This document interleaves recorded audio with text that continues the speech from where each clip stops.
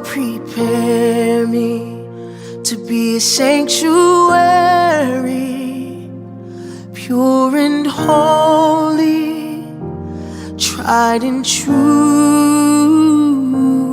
With thanksgiving, I'll be a living sanctuary for you. Oh Lord, prepare me to be a sanctuary, pure and holy, tried and true.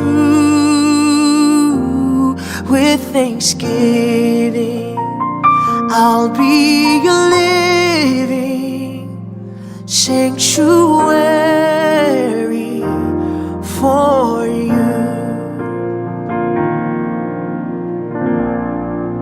There's nothing worth more that will ever come close.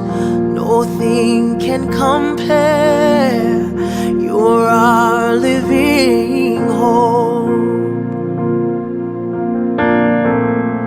Your presence, Lord,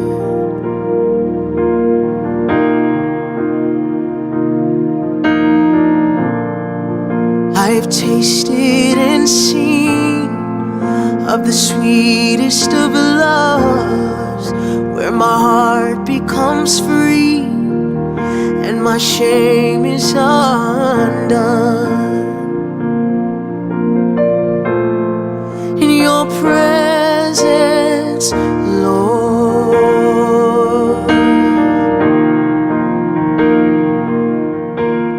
Holy Spirit, you are welcome here. Come flood this place, fill the atmosphere.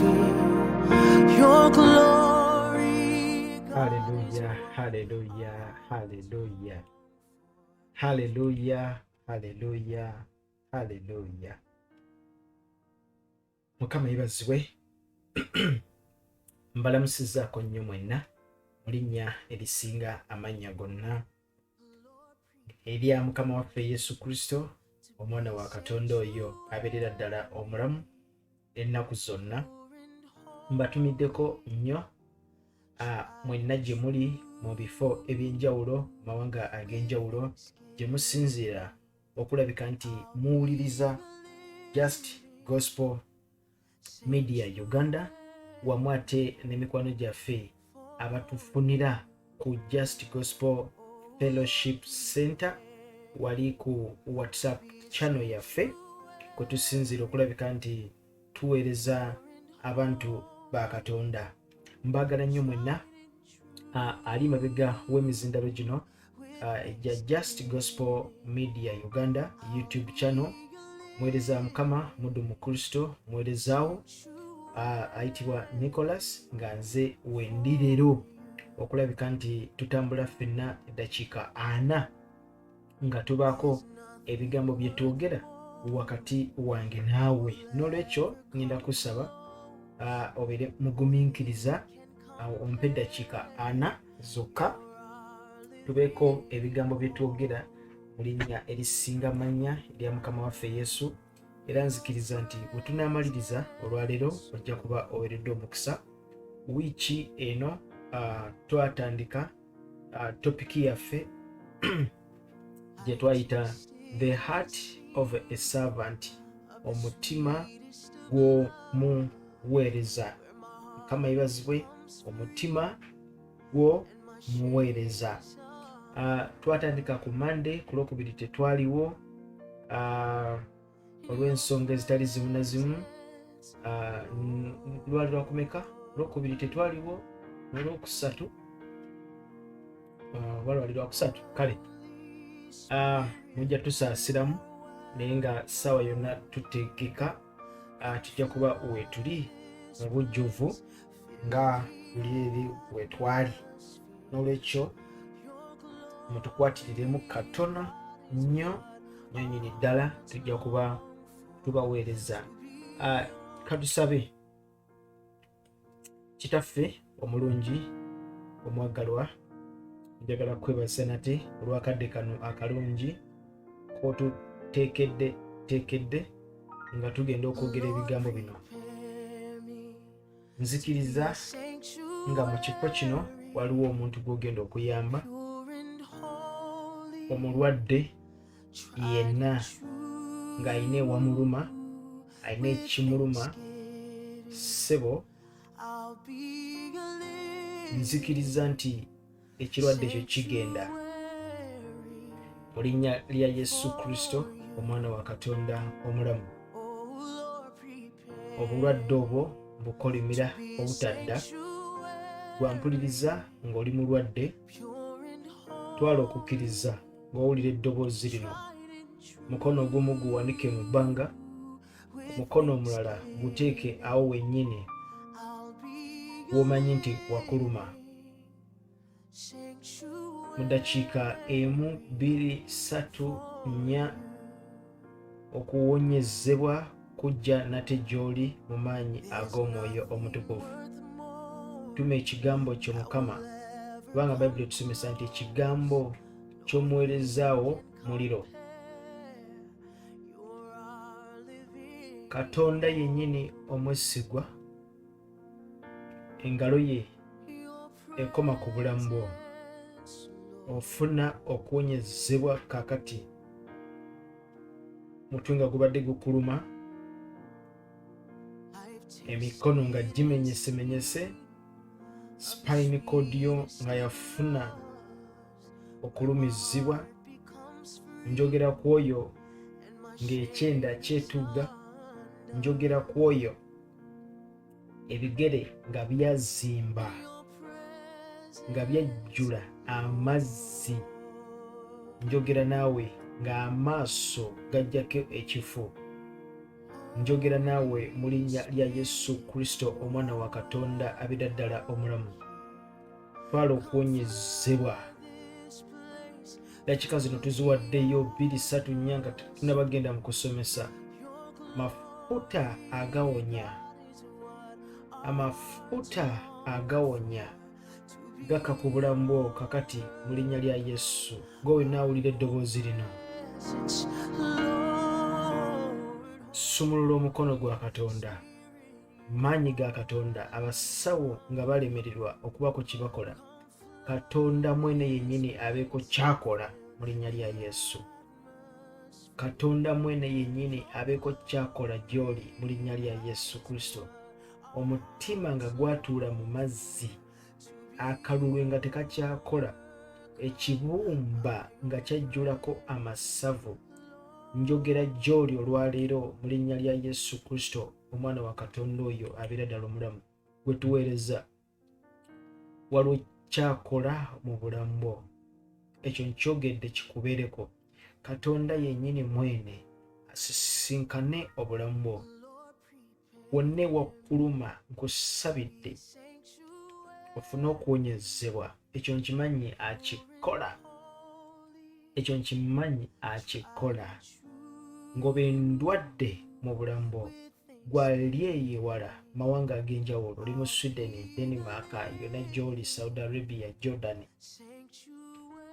yonna gy'oli, Katonda mwene yennyini akusisinkane, awonye maanyi ag'Omwoyo Omutukuvu, awonye. Kitange oli mwesigwa era owulira okusaba nga tusaba. Musisinkane omukyalo oyo, musisinkane omwana oyo akaaba amaziga nga kimuluma buli ku makya kiro nga yeebaka kimuluma. Nsabe kikome. Kuzimu nga gujja ne gumwebakako, ogwo gugenda tegudda. N'egy'okwekozesa egyo gigenda tegidda, tegikomawo nate, gigende gireme kudda. Muliro gubeetoolole abaana abo, omusaayi gweka ku musalaba, sabye omuliro ogwo gubeetoolole. Maanyi ag'Omwoyo Omutukuvu, weebale gwataggwaawo. Nga tugenda mu kigambo ky'okukisoma, leka Omwoyo Omutukuvu atuluŋŋamye. In Jesus' mighty name. Nga tukomewo. I've tasted and seen of the sweetest of loves, where my heart becomes free and my shame is undone. In your presence, Lord. Amina. Mbakulisayo nnyo mukadde ako ketubaddemu. Kulidde nga njagala tugendeko mu kusaba Katonda ng'alina omuntu gwali mu kuyamba. Katonda alina omuntu gwali mu kusumulula awo okuliriza. Katonda alina omuntu gwali mu kuyamba. Linnya lya Mukama waffe Yesu nkimanyi akikola. Waliwo gwali mu kusumulula kati ssaawa zino nga twogera. Togenda kukitegeera na kukitegeera. Jakira ku makya nga owakuluma tokyawulirawo. Omuntu ogubadde gugwebakako nga tegukyajja nga gugenze ogwo. Mu linnya lya Yesu. Bw'obadde oloota abantu nga baafa dda naye nga bakomawo nga bakuyita bakuwa enkumbi okulima okera ku makya nga okooye emyoyo emibi tegidda nate. Mu linnya lya Mukama waffe Yesu Kristo omwana wa Katonda oyo abeera ddala omulamu. Tuli amafuta ag'okusaba kutula kumenya buli myoyo gyonna egiva emagombe. Kama weebale omwoyo mutukuvu. Roshikataraba zenda shikataraba. Kutaga Katonda amangi geebagala obulamu bwo mu maanyi ag'omwoyo mutukuvu. Weebale gwataggwawo Kristo. Amen. Bikula Mako 10:44 paka 45. Labe Mako 10:44 otuseewo olwakadde tetugenda kusoma nnyiriri nnyingi. Mako 10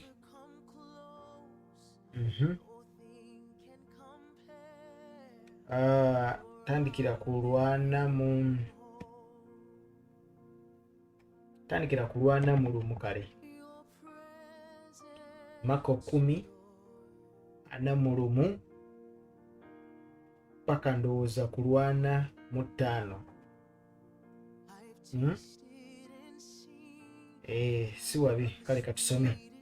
Mako 10:41 paka 45 gye tunaggweera kama nga ye mulungi waffe. Tusoma Mako 10:41. Awo 10 bwe baawulira ne batanula okusunguwalira Yakobo ne Yokaana. Balina entalo zaabwe ze baalimu kuva waggulu eri. Yesu n'abayita n'abagamba nti mumanyi ng'abo abalowoolezebwa okufuga abamawanga babafuza amaanyi, n'abakulu baabwe babatwala lwa mpaka. 43 Naye mu mmwe tekiri bwe kityo, naye buli ayagala okubeera omukulu mu mmwe anaabanga muweereza wammwe. Kati wali ku 42 Kristo ayogera ku bufuzi, ku nkola y'abafuzi abatwala abantu. 42 Mako 10:42 Yesu n'abayita n'abagamba nti mumanyi ng'abo abalowoozebwa okufuga abamawanga babafuza amaanyi, n'abakulu baabwe babatwala lwa mpaka. Kati ayogera ku dictatorship, ayogera kubumbula, kye bayita okufuza, obumbula, okufuza omukono ogw'ekyuma. Kama yeebazibwe nnyo. Kakati 43 n'agamba nti naye mmwe tekiri bwe kityo, naye buli ayagala okubeera omukulu mu mmwe anaabanga muweereza wammwe. Agambye atya? Ayagala okubeera omukulu mu mmwe anaabanga muweereza wammwe. N'olwekyo obukulu buweereza, obukulu si kulya wabula buweereza. Buli woyagala okubeera omukulu manya obwo buweereza bwe bukutunuulidde, kitegeeza buvunaanyizibwa bwe bukutunuulidde eri abantu abo b'ogenda okuba ng'okulembera. Kamaffe yeebazibwe.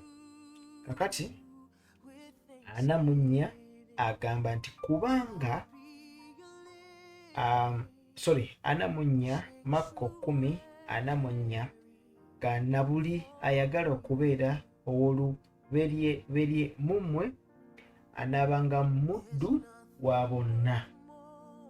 Buli woyagala okukwata akati obeere mu maaso gaabo abantu, kitegeeza nga you are a leader, n'olwekyo olina okubeera omuddu waabo.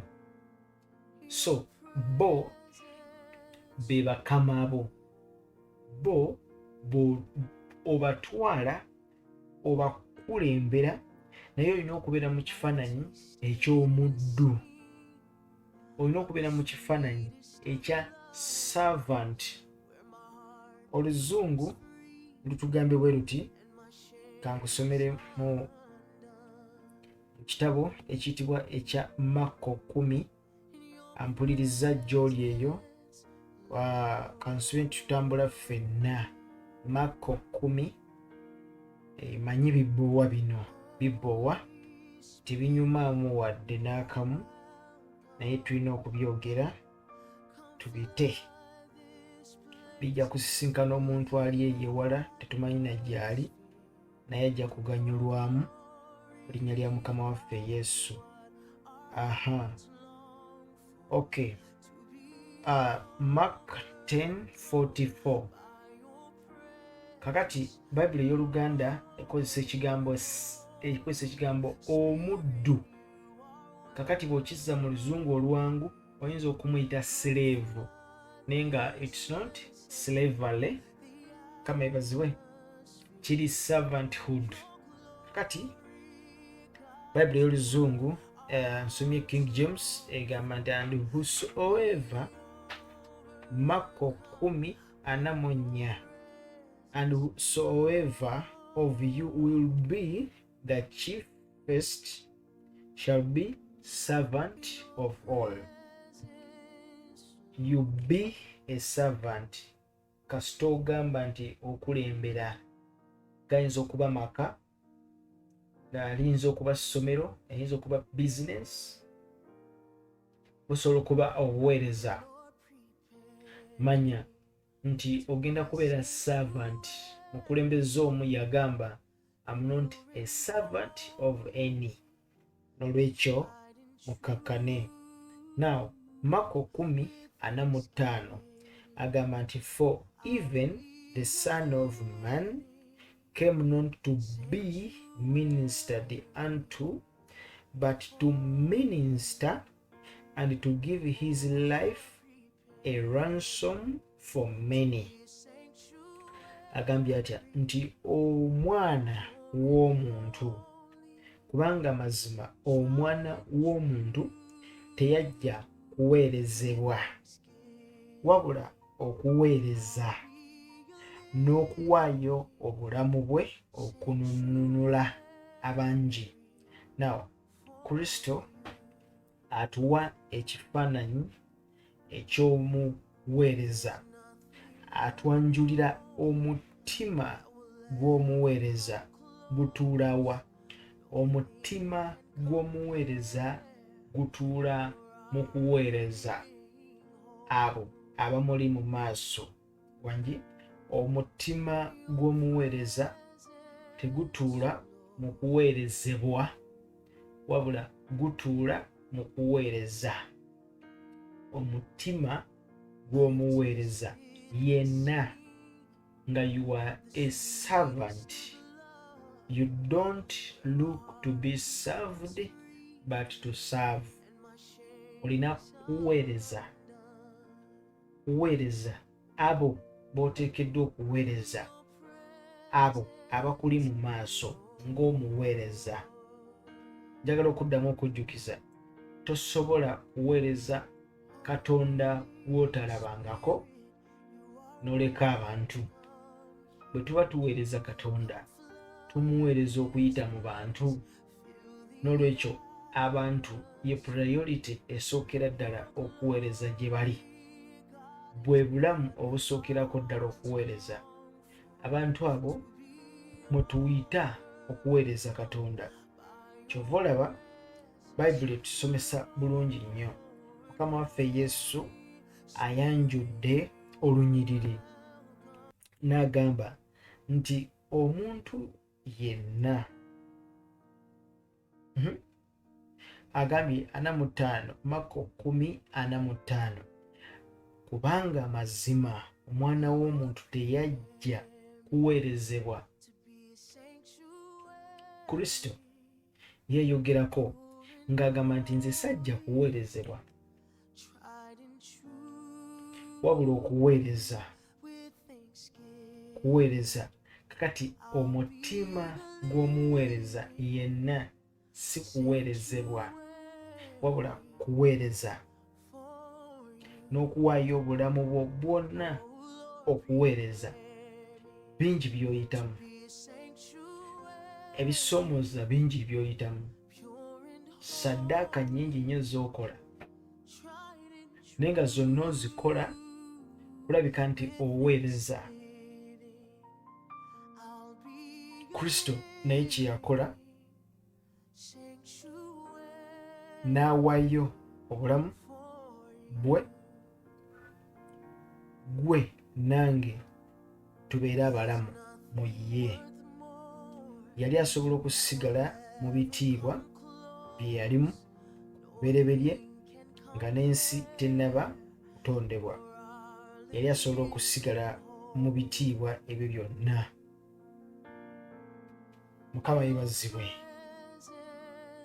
Naye yabireka. Mu kubireka yajja okuweereza omuntu. Kristo yajja atuweereze. Service. He came to minister to us.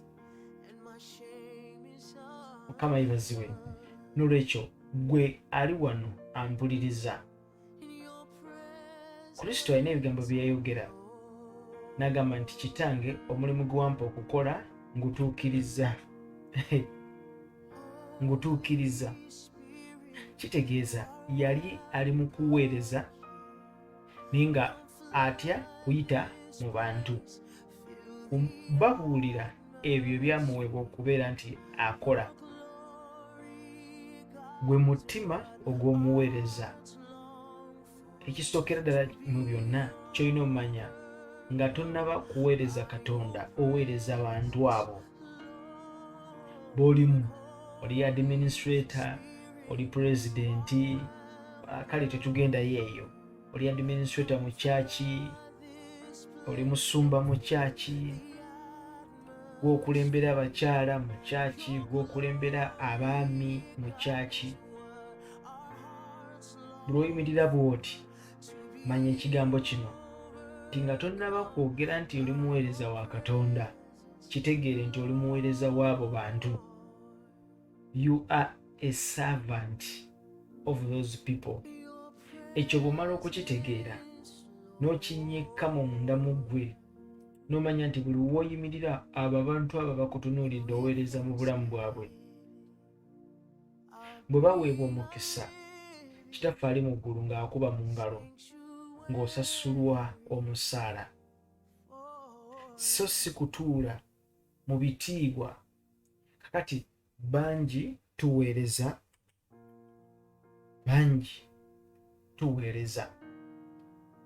ne tutuula mu ntebe ez'ebitiibwa ne batuwujja n'empewo, kalanki ne bakaleeta mu woofiisi, gwe ng'otudde awo bakuweereza buweereza naye nga munda mu ggwe naawe okimanyi toli muweereza w'abantu abo.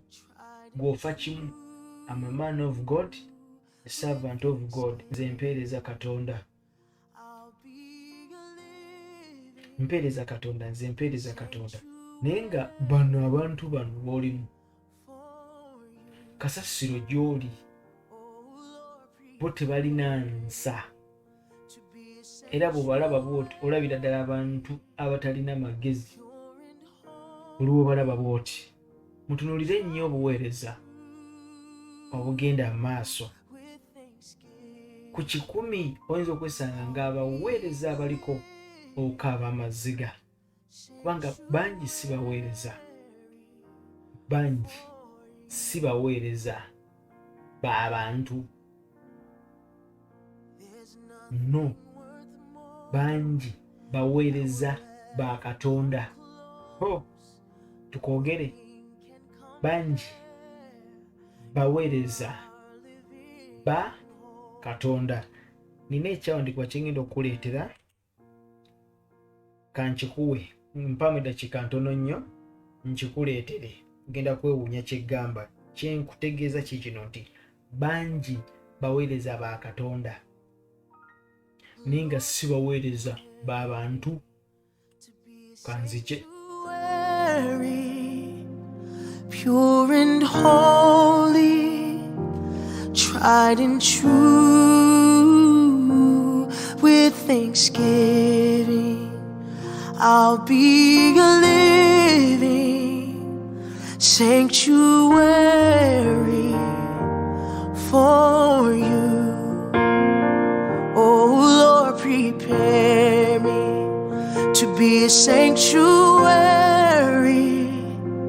pure and holy, tried and true,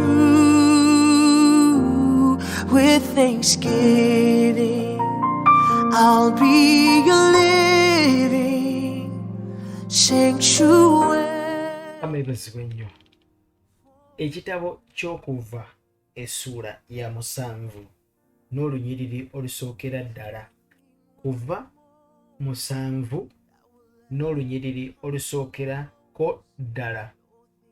Katonda alina ebigambo by'agamba Musa. Byali bingi naye tetugenda byonna bimalayo.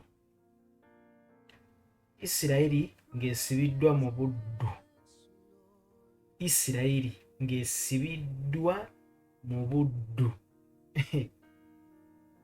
Wangi nga bali mu buddu basibiddwa. Katonda ali gyali, Musa ali gyali, ne Alooni ali gyali. Katonda alengera abaana ba Isirayiri banyigirizibwa. Yali asobola obbazingako bonna n'ababuzaawo, teyakikola. Yali asobola okukwata Falaawo n'amutemaatema, abasirikale be bonna kimyenso kimu bwe kiti, bonna nga bafu. Isirayiri yali asobola okutwala Misiri, teyakikola. Kye yakola ki? Yakwata Musa n'amugamba zuukuka genda eri Falaawo omugambe aleke abaana bange bagende. Gendayo. Musa yali muweereza wa Katonda, naye Musa nga tannaba kubeera muweereza wa Katonda. Musa abeera muweereza w'abantu bano. Yaweereza abaana ba Isirayiri. Tukaddemu, yaweereza abaana ba Isirayiri wamu ne Alooni. Obuweereza buno bulina emitendera. Bayibuli esomesa mu Kuva essuula ya 7 n'olunyiriri olusooka, Katonda yennyini ayogera ne Musa n'amugamba nti laba nkufudde nga Katonda mu maaso ga Falaawo, ne muganda wo Alooni anaabeera nabbi wo, si nabbi wange naye nabbi wo. My God. Tulusome Kuva 7. Ani atuseewo? Tujja kukomawo eno. Kuva 7 otuseewo kitabo ky'Okuva sula ya 7 n'olunyiriri olusooka. Kadde katugoba. Mukama n'agamba nti laba nkufudde Katonda eri Falaawo, era Alooni muganda wo alibeera nabbi wo. Nabbi wo. Alooni anaabeera nabbi wo, si nabbi wange. Nabbi wo. Kitegeeza ki? Alooni agenda kuweereza gwe. Alooni agenda kuweereza gwe. Era olunyiro olwokubiri lugamba olyogera kyenkulagira ne Alooni muganda wo aligamba Falaawo aleke abaana ba Isirayiri bave mu nsi ye. Mukama yeebazibwe. Gwe Musa gwe, owulira?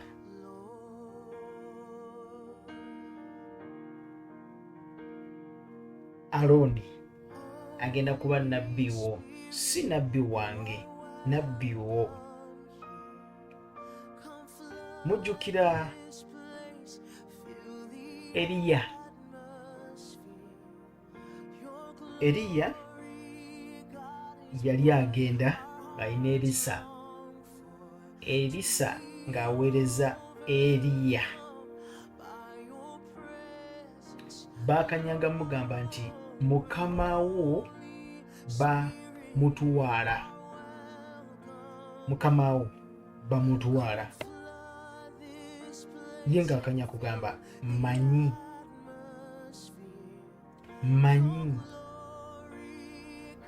nga bamutwala. Mukama wo bamutwala, ye mmanyi nga bamutwala. Batabani b'abannabbi bwe bagambanga Erisa. Erisa ng'aweereza Eriya. Eriya yali alina omuddu ayaweerezanga Eriya. Eriya yalinanga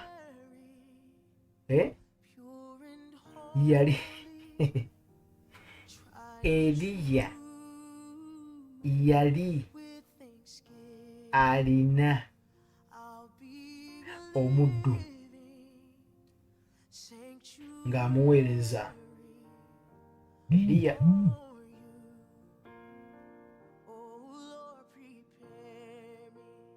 Kama yeebazibwe nnyo. Eriya yali alina muddu. Nina kyenjagala okutegeeza.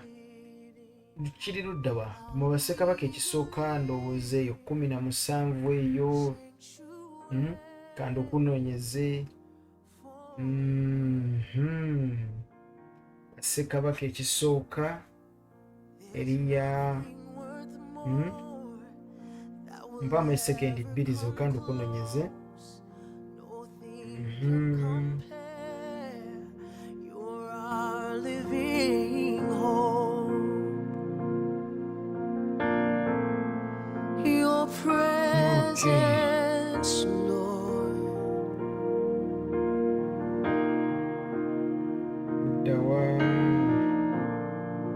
I've tasted and seen of the sweetest of loves, where my heart becomes free and my shame is undone. In your presence, Lord.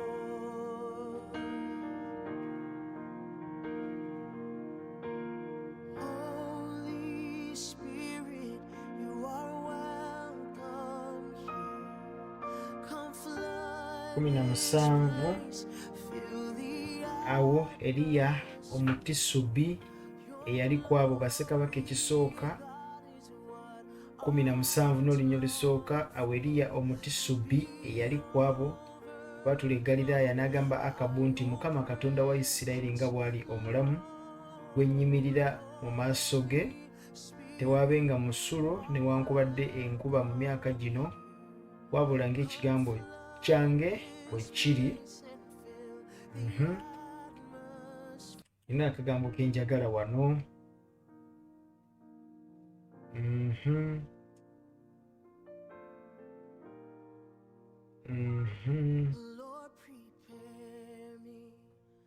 A sanctuary. Pure and holy, tried and true. Kale njadde okunoonyeza menyera kunoonya omuddu wa Eriya. Mukama yebazibwe. Eriya yali alina omuddu.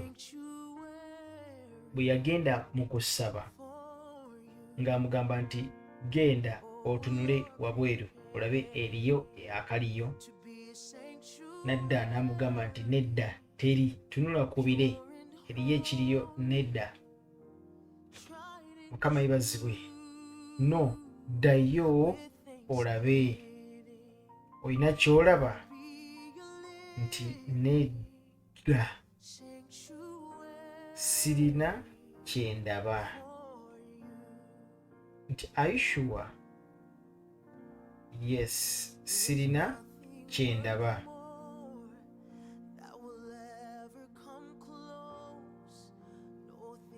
Mukama yebazibwe nnyo. Eriya no, bassekabaka ekisooka 18:44 nzijukidde. Bassekabaka ekisooka 18 badde ndi wala nnyo. Bassekabaka ekisooka 18:4 kama bawa omukisa. Awo lwatuuka omulundi ogwokusatu nayogera nti laba ekire.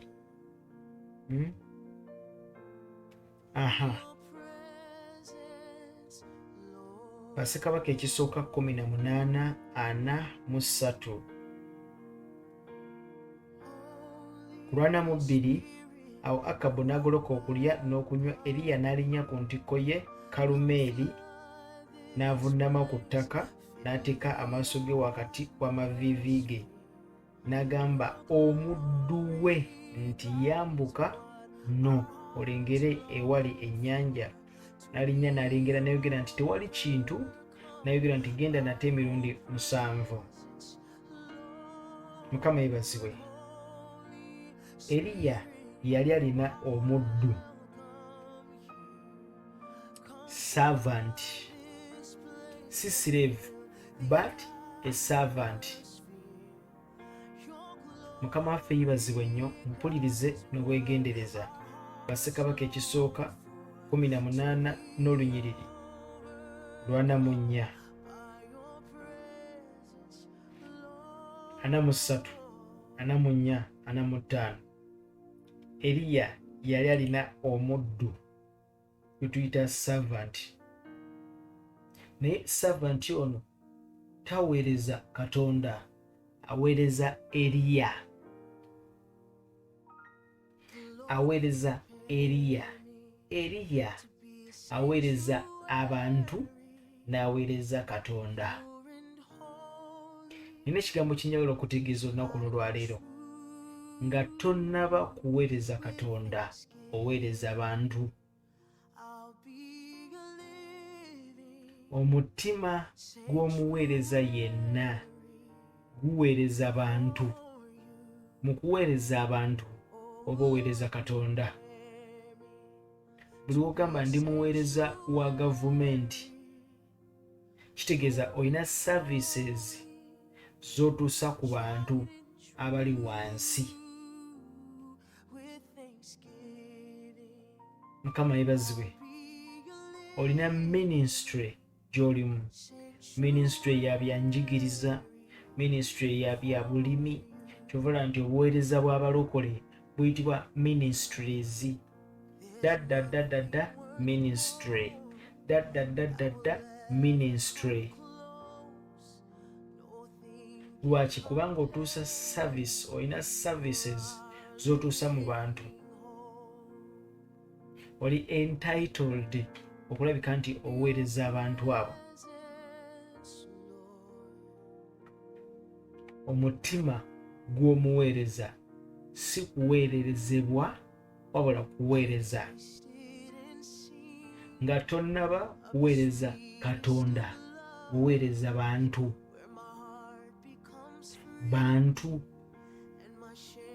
abo abali mu maaso go.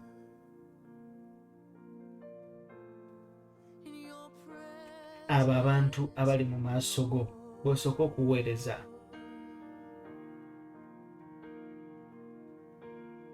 Nga tonaweereza Katonda.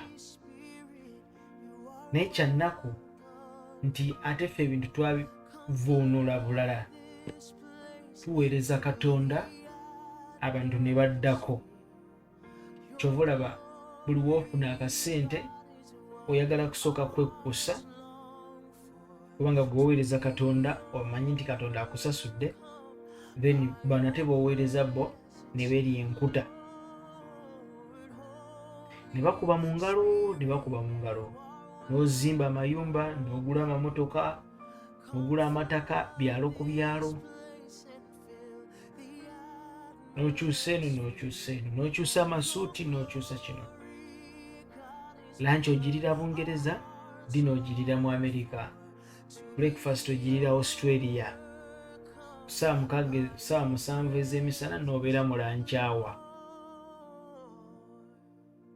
N'otandika okubabuulira gy'obadde, gy'oyise, ne wootuuse. Bagenda okumaliriza ng'abadde alumwa enjala, ayagala kukoonoka kufa. Ennyumba gy'ozimba, gy'osulamu, bw'olaba bo bwe basabira, ne weebuuza, are you a servant of these people oba you a servant of God? Kati kyova olaba nti tetufaayo oba b'oweererezaamu baalidde oba tebaalidde, oba abaana basoma oba tebasoma, tofaayo. Kasita bakuwa ekimu eky'ekkumi n'ekiweebwayo n'ensigo, n'oteeka mu bbuutu n'oggalawo n'ogenda, oli muweereza wa Katonda, ama servant of God. Kati bano n'obakozesa okubalinnyako ng'akaddaala g'oyitewo ogende mu bibyo. Njala kwogerako nawe mukwano gwange ampuliriza. Beera n'omutima ogw'omuweereza. Kakkana kuweereza abantu abo. Mafuta gonna ge waweebwa ga kuweereza abantu abo, teri mafuta g'olina nga gagenda kuweereza Katonda. Amafuta go tegaweereza Katonda. Teri mafuta gaweereza Katonda. No, amafuta gonna gakuweebwa gaweereza abantu. Isaya 60:1. Kama nfuseko amafuta akusumula abawambe, okulangirira eddembe, abasibe bateebwe. Kuweereza abantu gwe mutima gw'omuweereza, mu bulungi ne mu bubi. Bantu kuweereza bantu, kubafaako, kubabuuzaako, kuweereza mu bo. Eriya yali alina omuddu gwe tuyita servant eyali aweereza Eriya nga taweereza Katonda. Weereza Eriya, kino nja kyogera obulyawo kikulume. Abamu ku mmwe mulowooza muweereza Katonda, abamu ku mmwe mulowooza muweereza Katonda. Ojja kusanga ekkanisa etudde naye nga bonna bo bamanyi baweereza Katonda, bonna nga bamanyi nti baweereza Katonda. Njagala njibbeko ebigambo bye njogera naawe. Mwenna temuweereza Katonda. Wangi agambye ki? Mwenna temuweereza Katonda. Ejiji lyayolika, ffenna twetuukirayo kale. Ffenna tutuukayo kale. Kati ffenna tuli bakabona kale. Mwebalire ddala.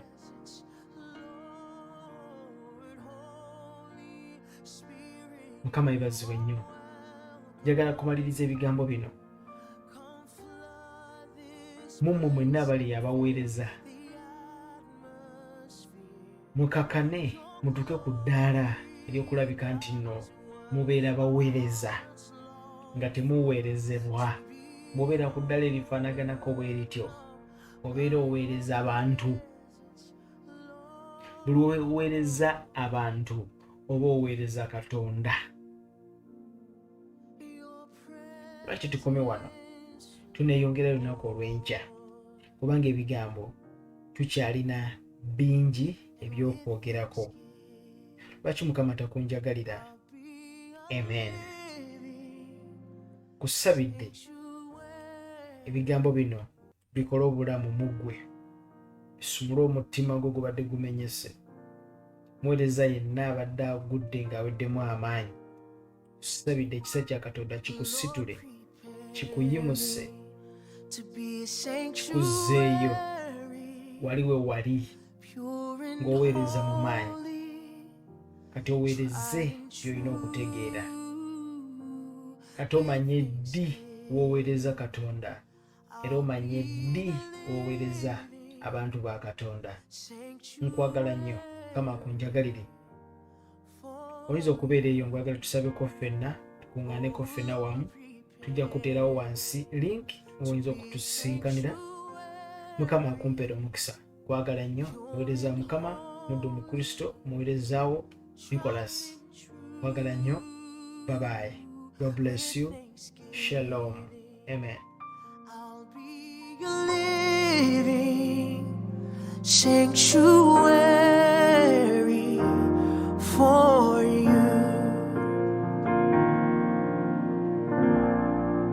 There's nothing worth more that will ever come close. Nothing can compare. You're our living hope. Your presence, Lord,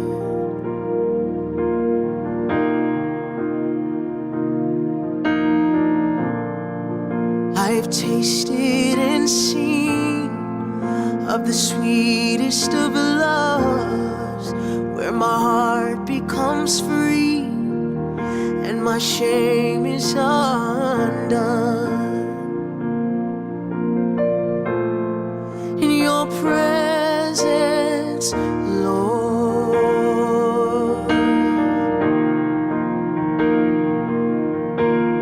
Holy Spirit, you are welcome here. Come flood this place, fill the atmosphere. Your glory, God, is what our hearts long for, to be overcome by your presence, Lord. Holy Spirit, you are welcome here. Come flood this place and fill the atmosphere. Your glory, God, is what our hearts long for, to be overcome by your presence, Lord.